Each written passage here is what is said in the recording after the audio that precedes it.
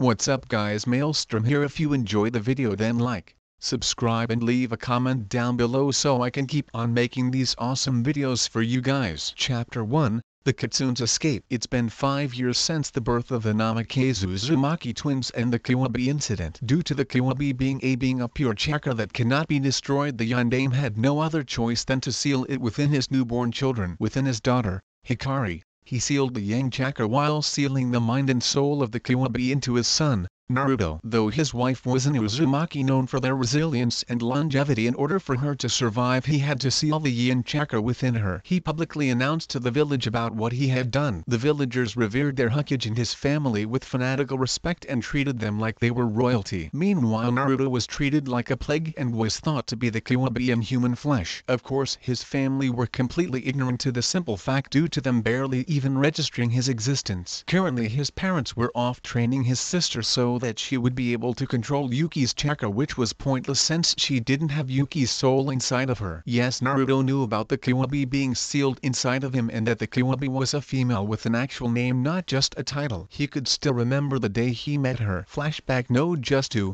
4.5 years after the Kiwabi incident. Naruto was running from a mob of angry villagers who were trying to beat him to bloody pulp. He was currently running towards the Forest of Death, Training Ground 44. However, just before he got there he fell into a rather deep ditch that caused to fall into a cave. The villagers, having seen this, decided to go back home thinking that the demon brat had died from the apparently deep fall. Luckily for Naruto, the cave seemed to be somewhat flooded, which helped minimize whatever injuries he might have sustained. As he emerged from the water he swam towards the rocks and proceeded to lie there. Why won't they just leave me alone? Or better yet, why can't they just finally finish the job and finally kill me already?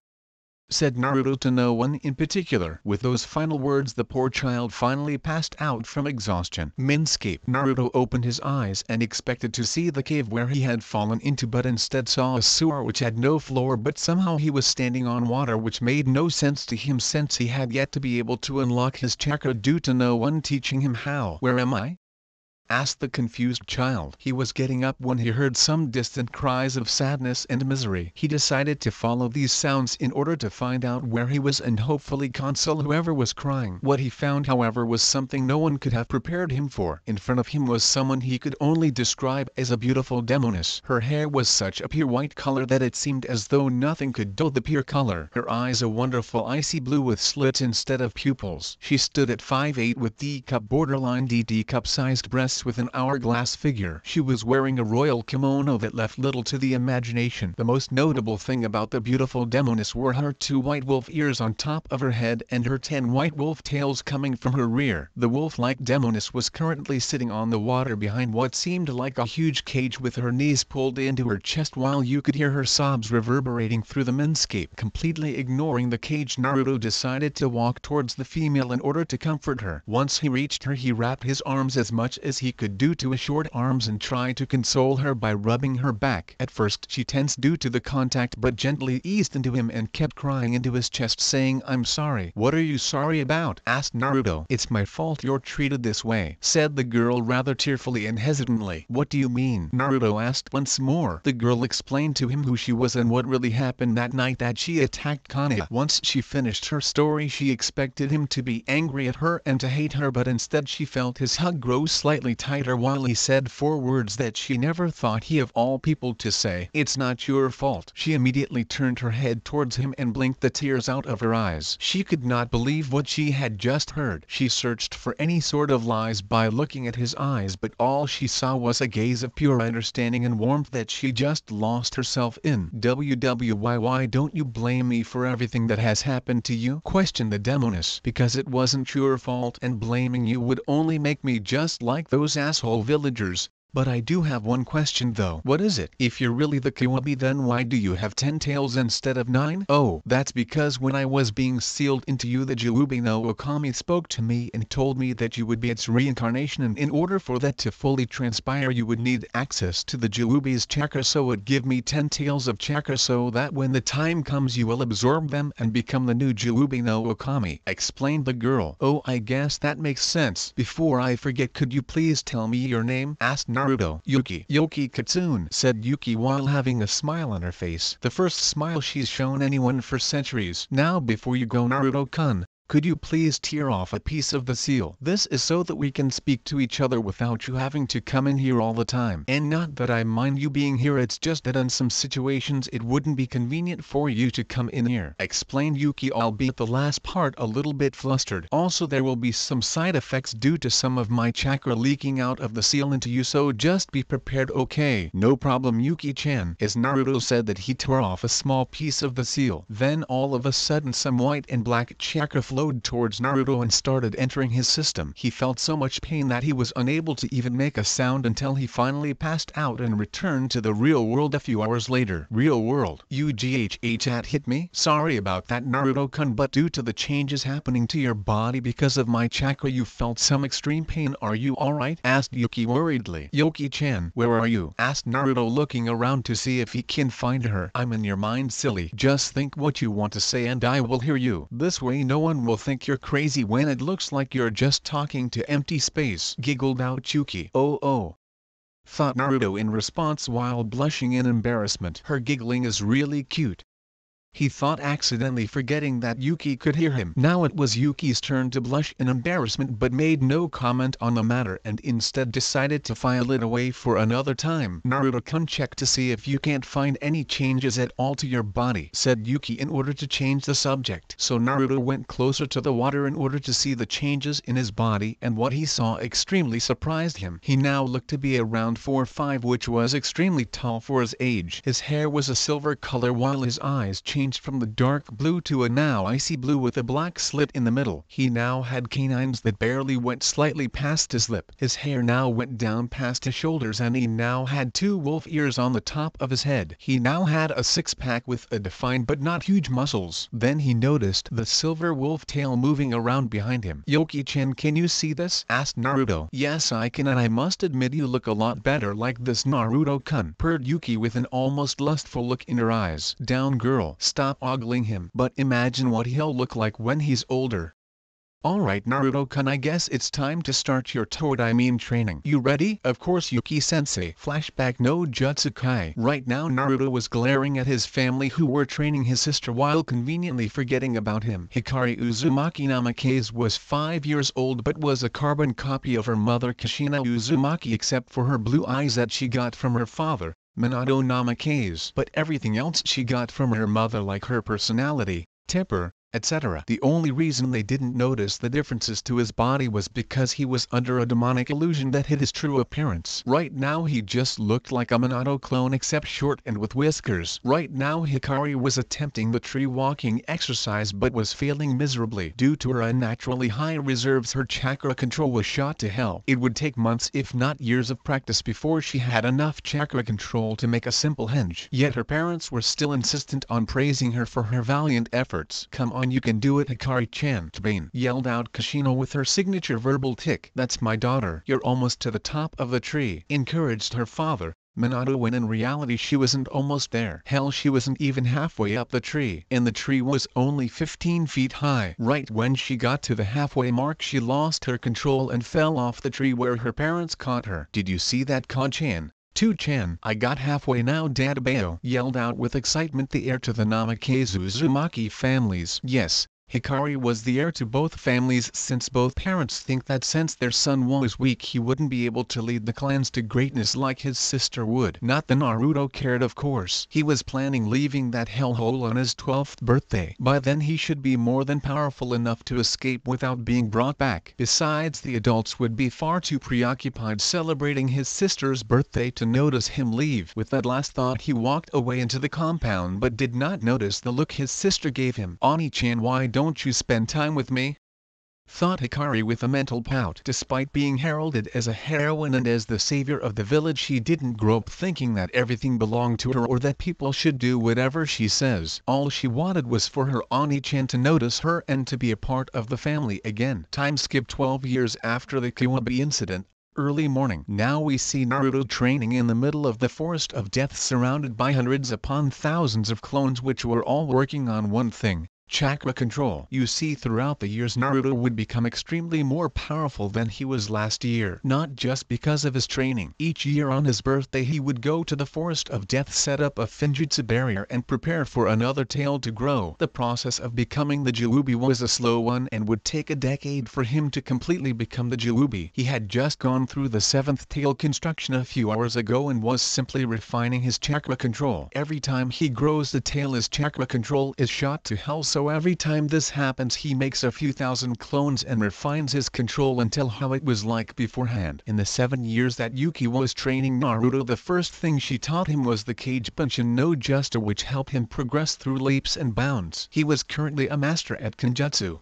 Taijutsu, Genjutsu, Ninjutsu, Finjutsu, and in chakra manipulation. When they tested his affinities they were surprised with the result. The chakra paper was evenly cut into 6 pieces. One piece became flames as black as Amaterasu and felt just as powerful. Another piece turned completely into water. The next piece literally became sand, which signified his extremely strong affinity towards earth. The piece after that completely crumpled up into a ball so small it would fit on the tip of a pin. The second to last piece became pure ice, which signified Naruto's apparent bloodline. The last piece became a yin-yang symbol, signifying his affinity towards the yin and yang elements. After further investigation, Yuki found out that Naruto got the ice release bloodline from the chakra he absorbed from her during his transformation. This made sense since neither of Naruto's parents had that bloodline. Yuki explained that Naruto would be able to use any and every bloodline in existence once he truly becomes the Jiubi, but not a moment sooner. It was complete luck that Naruto was able to unlock the Yuki bloodline so soon, considering how long it would take for him to learn the rest. When Naruto went back home that night all those years ago, his parents didn't even notice he was gone, which was both a good and bad thing. Good because Naruto didn't have to explain where he was, and bad because Naruto finally realized that his parents would never notice him. It was like he was only a stranger in their house. In that moment Naruto decided that he wouldn't put up with all the shit he had to go through each and every day. Whenever the villagers attacked him they would be caught in a genjutsu, making them think they were attack the demon brat when in reality they were just standing around doing nothing. While at home he completely distanced himself from the family, not even sharing words with them. While his sister noticed this change in behavior her parents didn't, which only fueled his hatred for them. With a resounding poof, all the clones were gone and Naruto was standing up from his meditation position with a dark smirk on his face. Done. Now I have more than enough power to leave this place through force if I have to. Who knows, maybe I'll be lucky and accidentally kill any Konoha scum that gets in my way, said Naruto with a dark chuckle. Wow, Naruto-kun, have I mentioned how hot under the collar you make when you get your bloodthirst on? Said a rather horny Yuki. Over the years the relationship between Naruto and Yuki had begun as a teacher and student relationship, and their feelings for each other grew in time. At first they did not want to act on their feelings so as to not ruin their relationship with one another, at least until after Naruto finally broke down and gave into his hatred completely. Flashback no Jutsu.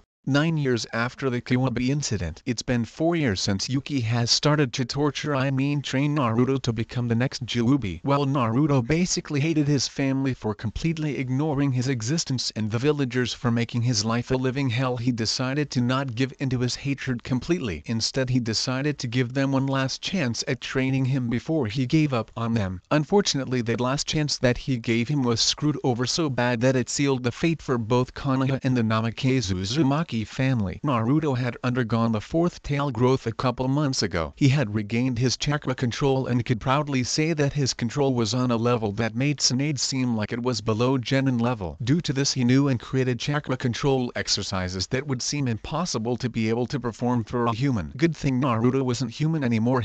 Anyway, Naruto decided he would give his parents one last chance to prove themselves to him before he gave up on them. Hey Two-san, Ka-san, can I show you two something? Asked Naruto with some pointless hope showing in his sapphire eyes. His parents agreed since they weren't really doing anything since Naruto's sister was taking a shower to freshen up since she had just gone through another day of training. What Naruto showed however caused Friesen shock. Their son was walking on the wall and was now walking on the ceiling. Pretty good knee? Asked Naruto with a Cheshire cat grin on his face. What happened next was something that the two parents would regret for the rest of their lives, no matter how short short that life may be. Slap slap. These sounds could be heard reverberating throughout the house. The Yondaime Hokage and his wife had just bitch-slapped their son for no reason at all. You little ungrateful bastard. How dare you learn something like that faster than your sister? We give you a home and food to eat and yet you decide to try and show up your sister. You are nothing more than trash. A mere shadow in your sister's greatness. Now go to your room before you ruin anything else you shit. Yelled out Minato Namikaze and Kushina Uzumaki with an unjustifiable rage towards their son. I don't get it. Why do they hate me so much?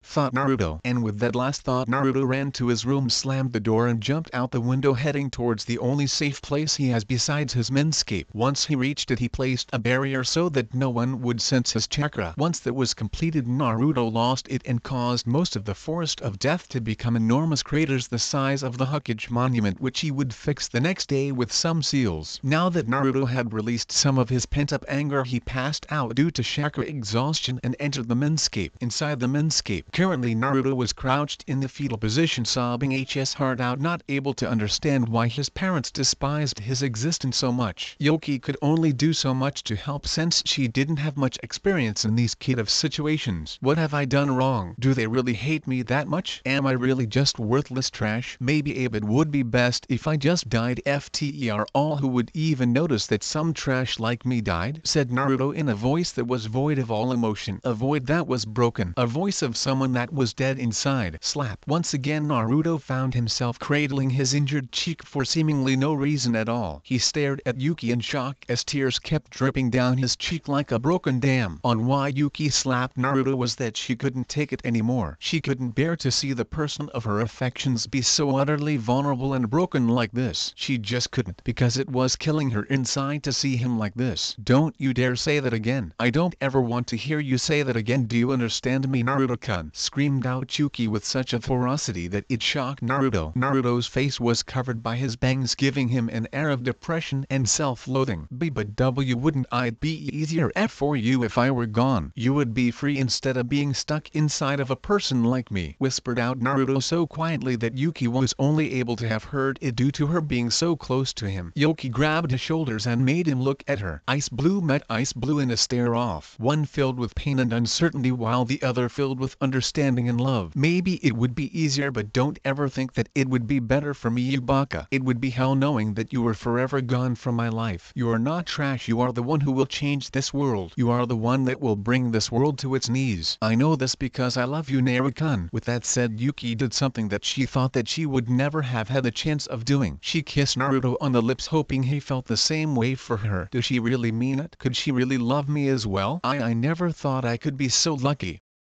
After a few moments of shock and just as Yuki separated from the kiss, disheartened Naruto brought her back in for another kiss, which caused Yuki's eyes to widen in shock this time. Her heart was exploding in a frenzy of emotions that she had never felt before and couldn't begin to describe. However, it was a feeling that she loved and wanted to continue to be able to feel it. When they finally released the kiss, both had a glazed look over their eyes with a look of pure bliss etched on their faces. The next day, feeling better, Naruto-kun? Asked a rather happy Vixen. Yay, a lot better now, thanks to you, my beautiful Vixen. So it's Naruto-kun now, is it? Questioned Naruto with a smirk on his face. Yuki's only response was a blush that made it seem like her entire body was covered by it. SHSH, shut up baka, was all she was able to manage out with a cute pout that made her seem like a child. Hey-ho, and Yuki-heim, there has been a change in plans. We're not just gonna leave this pathetic village. We will come back and raze it to the ground. We will make them all pay for what they have done to us. We will completely break their souls and bodies, and we won't stop until every single person who has ever wronged us is dead at our feet, declared Naruto with a dark smirk on his face and with such a ferocity that it sent goosebumps down his Vixen's spine. With that, they began their plan, and Naruto's training was raised to new levels of intensity so that he would be unstoppable when the time came for him to show Konoha why you don't anger the Alpha Wolf. Flashback: no Jutsu Kai.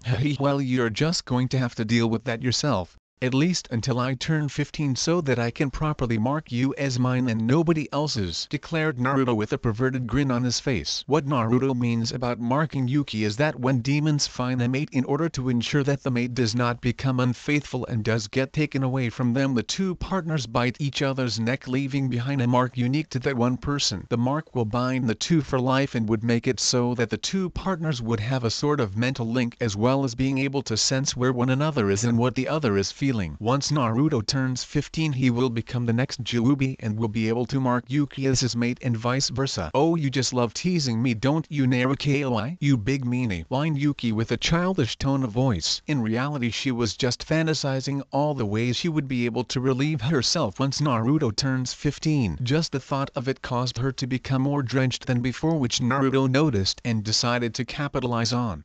Are you perhaps fantasizing again, Yuki-hime? You sure are quite the pervert if you got that drenched by just your fantasies," taunted Naruto with a perverted blush on his face. Of course, Yuki at this point blushed so hard that it would put Hinata to shame and decided to cut off the mental link. Seeing as how he wouldn't be able to talk to Yuki for a while, since she was currently relieving herself of some stress which could take hours before she finished, Naruto decided to do the one thing he could that particular morning: go the Uzumaki Namake's compound and wait for the right moment to escape. He could easily escape at any moment, but he wanted to make sure to make those Konoha trash suffer. The last anyone would have seen would have been Naruto disappear in a flash of silver. Namake's Uzumaki compound. Currently in the compound, no one except Naruto was awake due to it being 5 in the morning, which was a good thing for Naruto since he accidentally flashed himself into the middle of the living room instead of his room. Yes, Naruto knows the Hiraishin as well as the Rasengan. He may hate his father with a burning passion, but he would still acknowledge the man's technique's usefulness. The reason why his was silver was because the color of the flash was created by the user's hair color. Since Naruto's natural hair color was silver, the flash became silver in color. Realizing his mistake, Naruto decided to fly up the stairs and enter his room without so much as making a sound. By fly, I mean that Naruto was able to fly through his godly control over the wind. Thanks to such masterful control, Naruto was able to fly at speeds exceeding speeds of Mach 24 with no noise whatsoever. Once entering his room, he took off his dirty clothes, threw them into his closet, jumped into bed and fell asleep. A few hours later, it was now 9 in the morning and Namake's Minato along with his wife Kushina and daughter Hikari were in the dining room enjoying a delicious breakfast cooked by Kushina. They were currently talking about Hikari's birthday party. "So Hikari-chan, are you ready for your big day?" asked a very happy pair of parents. Why were they so happy? Well, now that Hikari was old enough, she could sign one of her godparents' summoning contracts. Minato was hoping that she would choose the toads, while Kushina hoped that she would choose the slugs. "Totally, today's gonna be great, Dadabayo," came the generic response from their daughter. However, as soon as she said, her smile seemed to lessen a bit before asking something. Do you think we'll celebrate with Nichan as well?" she asked, silently hoping that she would finally be able to spend some time with her precious Nichan. You see, as the years went by, Hikari's affection for her older brother never wavered and only grew as time went on. It was only recently that she realized that her feelings for her brother went beyond sibling love. She had a crush on her dear brother, which she never told anyone in fear of being judged for it. But hopefully maybe she would be able to change that soon and finally tell her Nichan how she feels, and maybe he'll feel the same way for her. Karma's a bitch. It was at that moment that the parents remembered about their only son for the first time in years. When they realized that they had forgotten about him completely, caused to feel a great amount of guilt inside them, they looked at each other and silently agreed to talk about Naruto later that day before responding Hikari's question. "Oh, of course, Hikari-chan, just wait for him to come down and you can ask him," replied Kushina with a smile that reeked of guilt. So with that said, the family waited for Naruto to come down before continuing with their breakfast, except for Kushina, since she still had to make Naruto's breakfast since she forgot to do so, which caused her to feel even more guilty. Luckily for her, she finished just as Naruto left his room and walked down the stairs. As Naruto walked down the stairs, he came upon a sight that shocked him to his very core. His parents and sister were waiting for him in the dining room with breakfast prepared. "Yuki-hime, has the fucking apocalypse arrived? These scum are actually noticing my existence. As if I care whether or not these bugs notice me." thought Naruto with such anger that Yuki thought he might just screw the plan and kill his family right there and then. Luckily Naruto was a master at hiding his emotions, so while he was angry enough to murder everyone in the village, on the inside he was completely emotionless and calm on the outside. He completely ignored them and went into the kitchen and prepared his own breakfast, which astounded his family since they didn't know he could cook for himself. Once he had finished cooking, he sat down at the open seat of the table, moved the food his mother had made for him and begun to eat without so much as acknowledging their existence, just like they had done for the majority of his life. The awkward silence went on for about another 5 minutes before Kushina finally spoke up. "Sochi-kun, why didn't you eat the food I made for you?" asked rather timidly the mother of two to her only son. The answer she got was one she didn't expect. "Because you haven't made breakfast for me for 5 years. Hell, you haven't even made me anything to eat for 5 years, so why would you start now?" stated Naruto with a dark glare at the end. This only caused both Kushina and Minato to feel even worse about themselves for how they treated their son.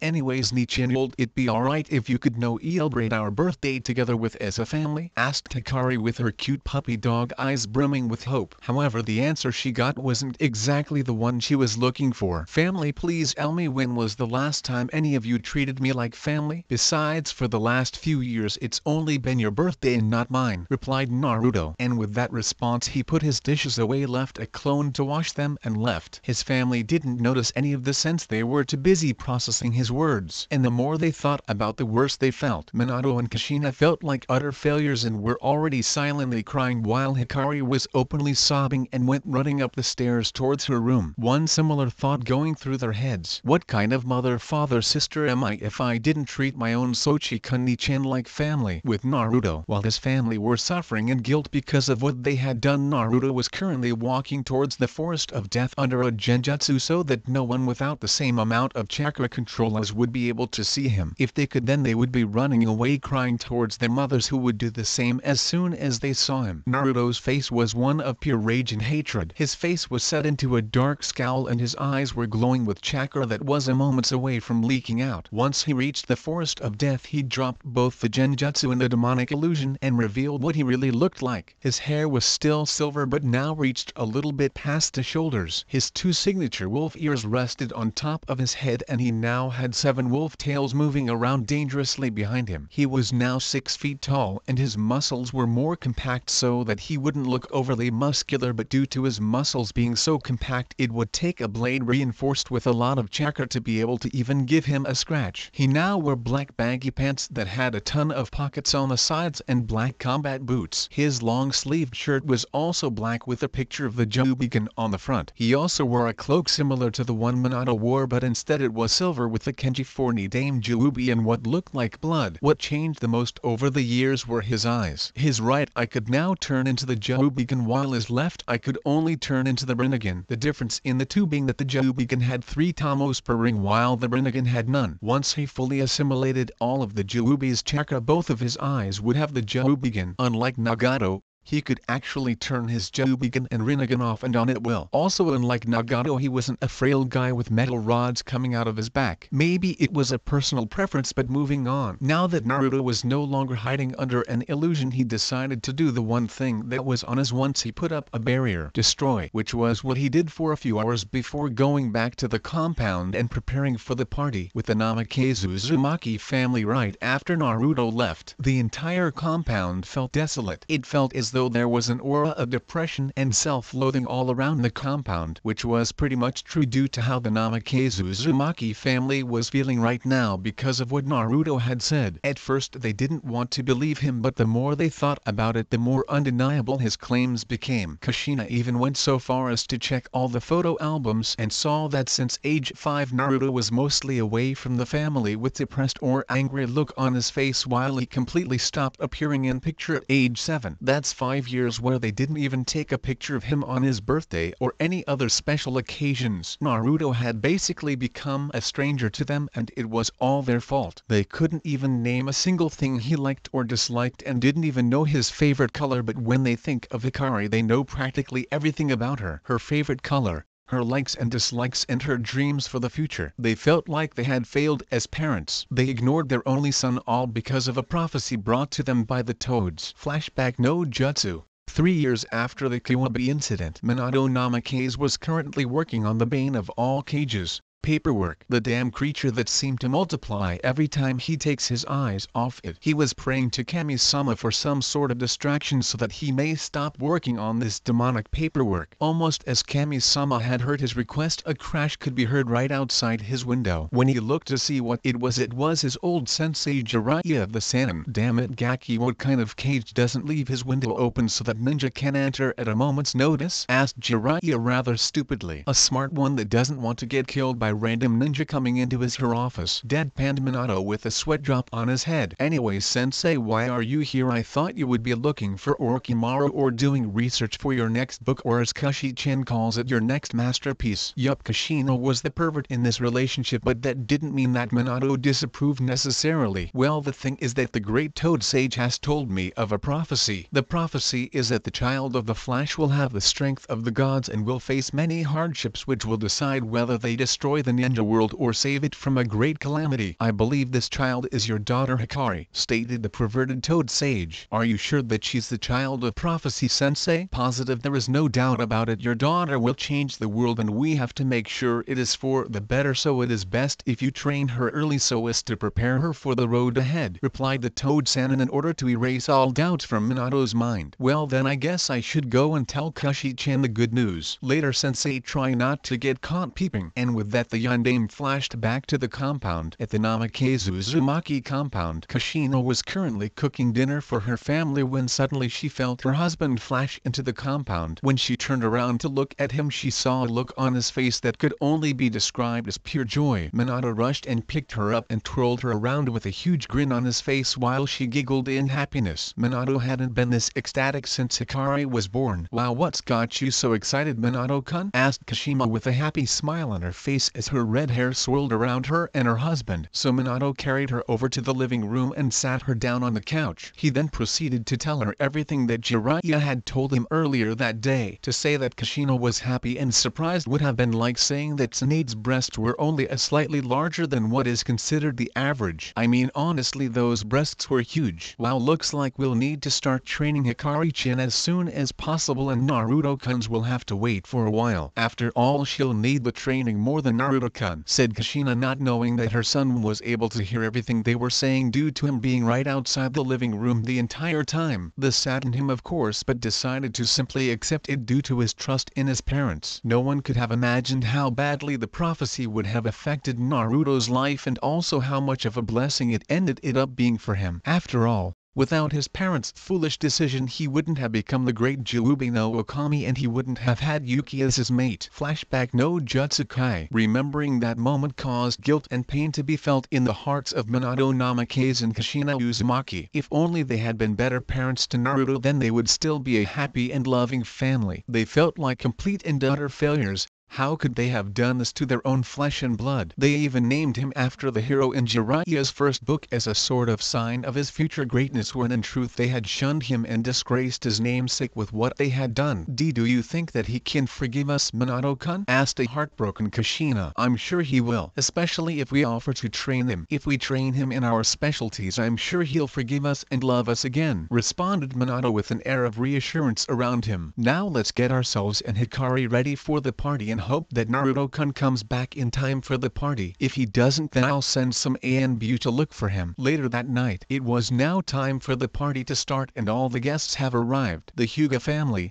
the Uchiha clan, the Sarutobi clan, the Inizuka clan, the Yamanaka family, the Abraham clan, and the Akimaki clan were all present, along with the Nara clan, whose male members were trying to sleep while the wives' mothers were reaching for their frying pans that seemingly appeared out of nowhere. At first it seemed as though Naruto would not arrive and that Minato would have to send his ANBU to search for him, but at the last moment Naruto showed up from the depths of his room almost as if he were there the entire time. He wore no fancy clothing. All he wore was some regular pair of pants and a red t-shirt. His parents frowned at his choice of clothing and asked why he wasn't wearing a male kimono for such an important event. His simple answer was, How can I wear something that I do not possess? This obviously caused their guilt to return full force. The party began with Hikari receiving a huge amount of presents from all the guests while Naruto received none due to his existence being completely forgotten by the other clans, which when they noticed moments after felt rather guilty. Just like Minato and Kushina decided to make it up to him the following day with presents that they would either make or buy for the boy. It's a shame they would never get the chance. It was time for the birthday girl and forgotten birthday boy to blow the candles and make a wish. It was at this point that Naruto decided to begin his escape, since all of his belongings were sealed into his seals that were inscribed onto parts of his body. However, just as he was about to leave the room, his parents did something unexpected and unplanned for. "Sochi-kun, where are you going? You and your sister have to blow out the candles and eat some cake. It is your birthday after all," asked Kushina Uzumaki, not knowing about Naruto's plan of escape and also not knowing how much anger she had just awoken within Naruto. Naruto had frozen the moment he had heard those words, and the temperature in the room had fallen so low that even the clan heads start shivering in fear. What is this horrible feeling? Why do I feel so afraid of what that boy is about to do or say?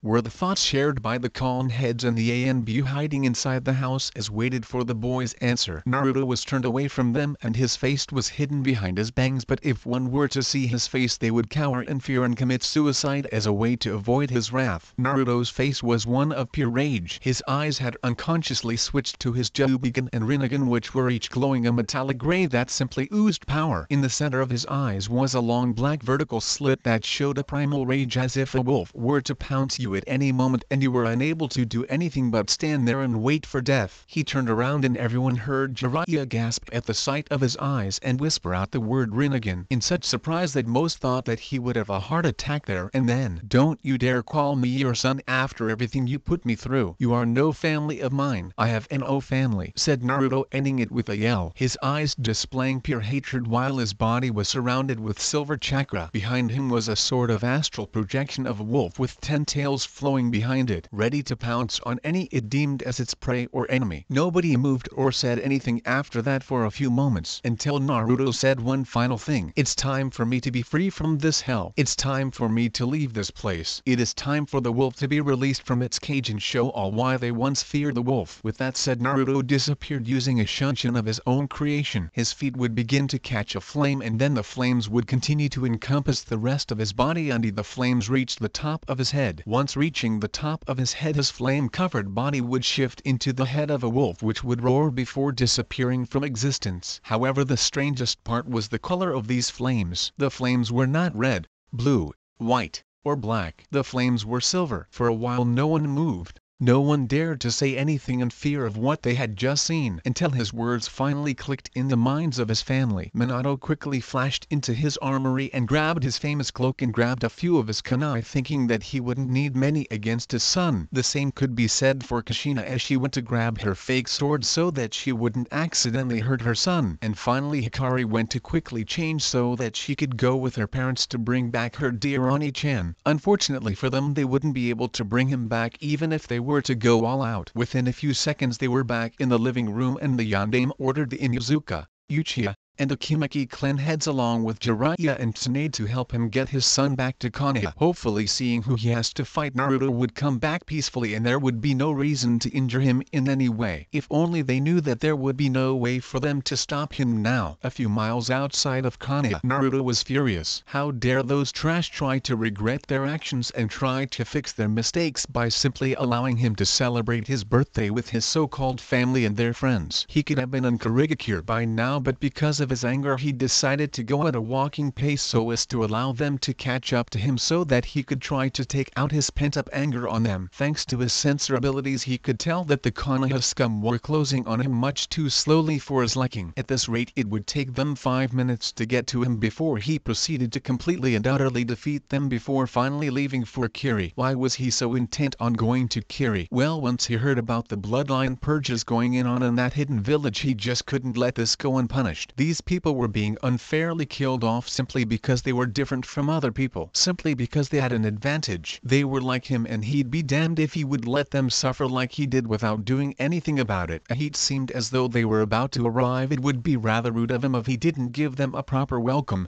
wouldn't it? Naruto turned around and activated his Rinnegan instead of his Jubigan. Seconds later the Naruto capture party had arrived. Sochi-kun, come on and let Shinra Tensei in. With that, everyone besides Naruto was sent flying away and crashing into trees before falling on the ground in pain. Naruto walked towards the group and stopped approximately 10 feet away from them before deciding to turn his attention towards Jiraiya of the Sannin. "How did you know the name of my eyes?" asked Naruto while releasing a lot of killing intent, which will now be known as Ki, leaving no room for anything other than complete and utter submission to him. One of my students had the Rinnegan, but he died along with his fellow companions who I also taught. Naruto, this is great news. You are the child of prophecy. Those eyes are said to be same eyes that the famed Rikudo Sennin wielded himself. Come back to the village and we'll train you. That's what you wanted, right? Right now Jiraiya was showing a face of happiness while in his mind he was fearing for the well-being of himself and everyone with him, including Konoha. If he has the Rinnegan, then with enough training he could easily destroy Konoha without so much as breaking a sweat. We have to convince him to come back at any cost or we're screwed,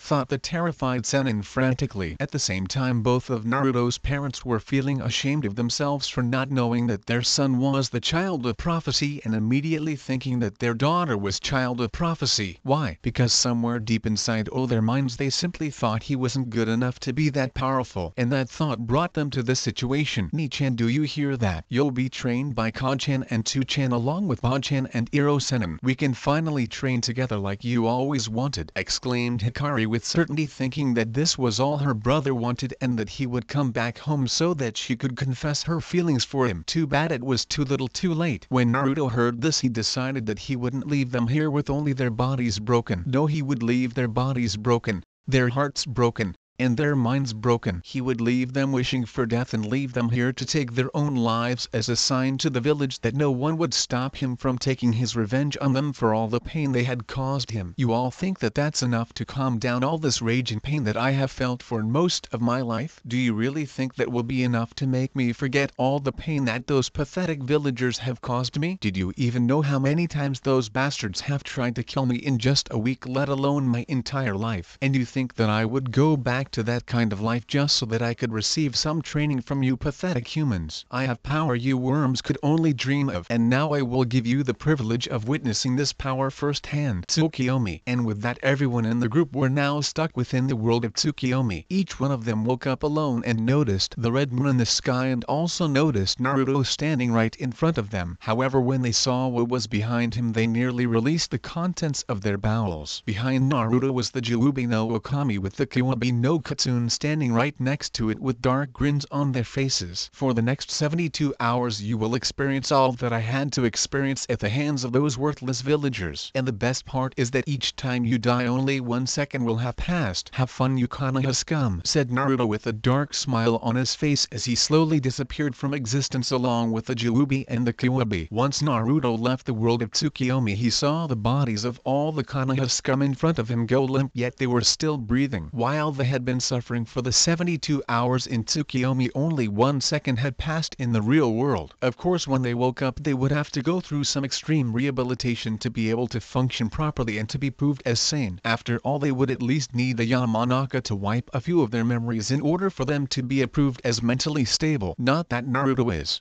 Hell, if a Yamanaka were to enter his mind, he'd probably kill himself the moment he left his mind. After all, who needs sanity when you have insanity? Now that the Konoha were taken care of, Naruto finally started heading towards Kiri, albeit at a slower pace than he would have wanted, but still at around Sannin speeds. Why was he going so slow, you ask? Well, cause he was having an internal tongue battle with Yuki, so by going at only Sannin level speeds he could still pay somewhat attention to his surroundings while simultaneously going at a rather fast pace, all while most of his attention was in his menscape. Unfortunately, he wasn't paying enough attention to notice the two people running towards him at Junin level speeds and ended up crashing into them and ending the tongue war with Yuki, who now wanted to kill the ones responsible for knocking her mate out of the menscape. As soon as he saw the people he just crashed into, he simply couldn't believe the luck he had. It was like Lady Luck was making up for all the shit he had to go through as child by giving the best luck in the world. He had just crashed into to the one person he was looking forward to meeting from Kiri along with some random ice user. The reason why Naruto could tell this person was a Hiaten user was because of her smell. She smelled of ice and snow almost like the smell of a nice winter breeze. That and the fact that she was forming ice summons as he was smelling her. Yeah, that totally didn't have anything to do with it. Who are you and why have you intercepted us? Basically yelled out Zabuza Momoki,